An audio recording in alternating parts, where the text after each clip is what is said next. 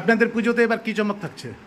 এবার তো নমস্কার, চমকে চমক, কারণ এবছর আমাদের ঠিক 42 কারণ আমাদের এবছর 11D লাইট হবে।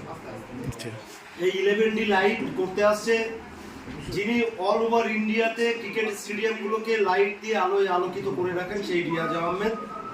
তিনি আমেরিকান লাস ভেগাসের আদলে এবছর আমাদের পুজো মণ্ডপটা তৈরি করবেন, সেখানে আলোয় আলোকিত করবেন এবং ওই আলোকসজ্জার মধ্য দিয়ে আমরা 42 সালে ভারত ছাড়ো আন্দোলনটা দেখাবো, 42 পার্বণটা দেখাবো এবং আমাদের 42 ফুট শ্যামা মায়ের মূর্তি। তো সেই ক্ষেত্রে ওই জন্য বলছি আমাদের এবছর জাতিকে হচ্ছে সব 42, আচ্ছা, আর এদিকে আমাদের 42তম বর্ষ, সেই জন্য আমাদের ট্যাগলাইন 42-এ 42। আপনার পরিচয়? আমার নাম কমল সেন, সিলিন্দা বিবেকানন্দ সংঘ পাঠাগারের প্রাক্তন সেক্রেটারি।